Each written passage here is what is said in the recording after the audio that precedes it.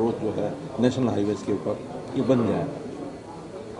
आयुष्मान भारत का बड़ा प्रोजेक्ट हम लेने जा रहे हैं। 21 तारीख को उसका प्रारंभ कर रहे हैं कि अभी तक 1,20,000 रुपये की जिनकी इनकम थी केंद्र सरकार की ओर से, उन्हीं को आयुष्मान भारत का लाभ मिलता है, सारे देश भर में जैसा है।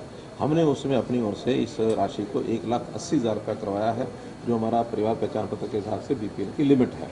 इसके अंदर और एक लगभग 12 लाख परिवार और जुड़े हैं। इन सब परिवारों का जो खर्च है वो हरियाणा सरकार देगी। केंद्र सरकार की ओर से जो पहले 15 लाख 15.5 लाख की लिमिट है वो रहेगी। अब 27 लाख परिवार ऐसे हो जाएंगे जिनको ये लाभ मिलेगा, और इसकी शुरुआत हम करेंगे 21 नवंबर को।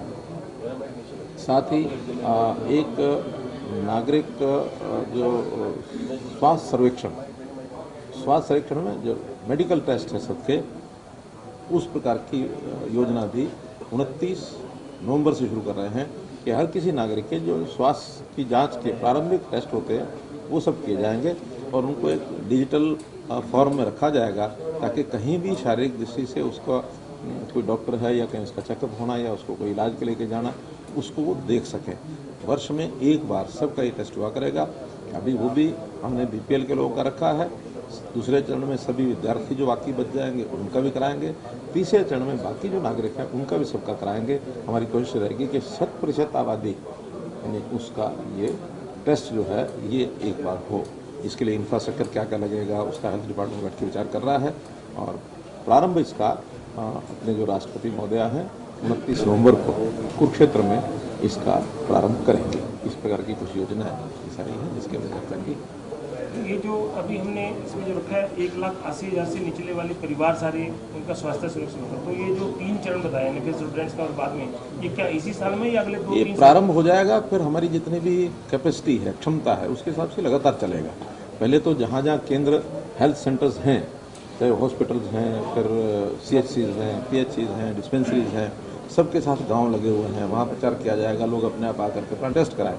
फिर एक सैचुरेशन पॉइंट के बाद हमारे पास जो व्हीकल्स हैं, उन व्हीकल्स के माध्यम से जो लोग रह जाएंगे, क्योंकि डिजिटली ये सारा रिकॉर्ड रखा जाएगा, जो परिवार में व्यक्ति रह गए उन व्यक्तियों का उनके घर पर जा करके भी उनका टेस्ट लेंगे, या सैंपल, मानो ब्लड सैंपल से ही काम चलता तो ब्लड सैंपल लेकर के आके उसका एनालिसिस किया जाएगा, उसमें टेस्ट किया जाएगा। सर, जो MBBS के छात्रों के लिए आपने बात बताई है, जो धरने प्रदर्शन चल रहे हैं बॉन्ड को लेकर के, आपने यहाँ भी चर्चा की है, अनौपचारिक कैबिनेट में भी हुई थी।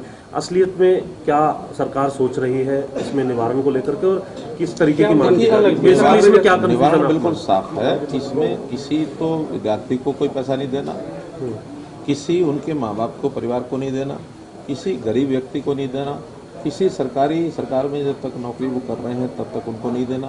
केवल वो प्राइवेट नौकरी में यदि सरकारी नौकरी की बजाय वो जाते हैं, और प्राइवेट नौकरी भी जिसमें सरकारी नौकरी से जो उसको पैसा मिलता है उससे ज़्यादा उनको मिलता है, उस केस में मंथली इंस्टॉलमेंट देनी पड़ेगी। प्रारंभ में चले जाएंगे तो 7 साल, बीच में चले जाएंगे तो 7 साल में बचा हुआ जो पीरियड है वो देना पड़ेगा। इसके अलावा सभी विद्यार्थियों का जो फीस का ये पैसा जो बॉन्ड भरवाया जाएगा ये सरकार पे करेगी। सरकार भी बैंक से चाहेगी तो उनका लेगी, तो केवल बॉन्ड रखा हुआ है उसका उपयोग भी नहीं करेंगे। लेकिन अगर हम उपयोग करते हैं तो जब तक वो सरकारी नौकरी कर रहे हैं तब तक सरकार उसकी पेमेंट करेगी, और जिस दिन वो छोड़ के प्राइवेट नौकरी में जाएंगे उस दिन, उस नाते से हम ये चाहते हैं कि ये लोग सेवा करने के भाव से सरकार की नौकरी 7 साल करें, उसके बाद कहीं जाएं। सेवा भाव, ये सरकार जैसे वेलफेयर की स्कीम चलाती है वैसा डॉक्टर भी रहना चाहिए कि 7 साल वो नौकरी सरकारी करें। 7 साल के बाद सर कुछ नहीं देना होगा, मतलब अगर 7 साल सरकार के स्वास्थ्य विभाग में नौकरी